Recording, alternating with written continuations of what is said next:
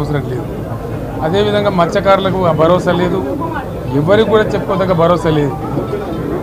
ఇందులో విశేషం హైలైట్ ఏంటంటే ఆర్థిక మంత్రి ప్రతి మాటను ఒత్తి ఆ డబ్బు వచ్చినప్పుడు అదేందుకు మహాప్రపంచ విజయంలాగా ఒత్తి చెప్పడం తప్ప కొత్తది ఏమీ లేదు.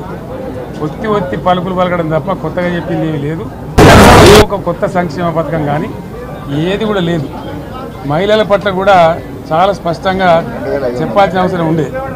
కానీ వాళ్ళు మేము 1,00,000 కోట్లు ఇస్తాం, అన్ని రుణాలు, ఆ రుణాలు వీలేదో ఇస్తున్నట్టుగా అది ఆల్రెడీ ఉన్న స్కీమే, నథింగ్ న్యూ అబౌట్ ఇట్, ఏమి లేదు. వెరసి ఇష్యూ యాజ్ ఏ హోల్. దురదృష్టం ఏంటంటే, చాలా బ్యాడ్ లక్ ఏంటంటే, మేము కూడా ప్రభుత్వం ఏర్పడిన తర్వాత కనీసం ఒక 6 మాసాల సమయం వాళ్ళకి ఇవ్వాలని మేము అనుకున్నాం. నేను కూడా శాసనసభకు పెద్దగా రాలేదు. కానీ ఈరోజు బడ్జెట్ చూస్తే ఏ ఒక్క పాలసీ ఫార్ములేషన్ జరగలేదు.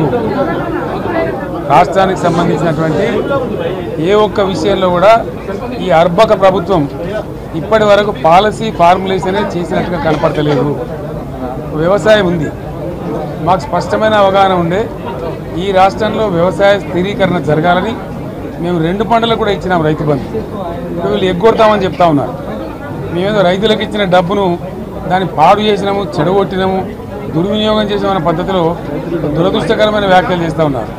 అంటే ఇది పూర్తిగా రైతు శత్రు ప్రభుత్వం అనేది తెలుస్తూ ఉంది.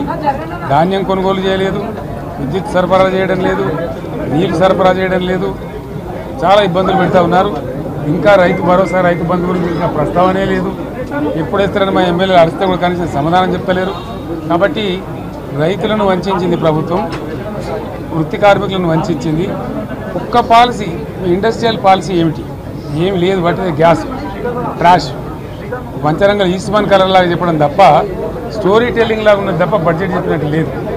రాష్ట్రంలో వ్యవసాయ పాలసీ ఏమిటి, పారిశ్రామిక పాలసీ ఏమిటి, ఐటీ పాలసీ ఏమిటి, ఇంకా ఇతర అనేక పాలసీలు, పేద వర్గాలకు సంబంధించిన పాలసీ ఏమిటి అనే దాని మీద ఏ ఒక్క దాని మీద కూడా గ్యాసు ట్రాషే తప్ప, చిల్లర మల్లర ప్లాట్ఫామ్ స్పీచ్ లాగా ఉంది తప్ప అది బడ్జెట్ ప్రసంగం లాగా లేదు. రాజకీయ సభలలో చెప్పినట్టుంది తప్ప ఏ ఒక్క పాలసీని కూడా నిర్దిష్టంగా ఈ పనిని మేము ఎట్లా సాధిస్తాం, మా గోల్స్ ఇవి, మా టార్గెట్స్ ఇవి అనే పద్ధతి కానీ పద్దు కానీ లేదు. ఇది పేదల బడ్జెట్ కాదు, రైతుల బడ్జెట్ కాదు, యువల బడ్జెట్. విశ్లేషణలో మీకు తెలుస్తుంది.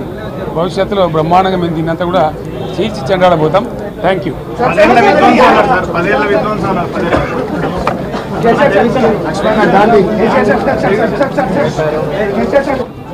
అనేక ఆంక్షలు పెట్టబోతున్నట్టుగా ప్రత్యక్షంగా చెప్పి రైతులకు ఆల్రెడీ మోసం చేశారు.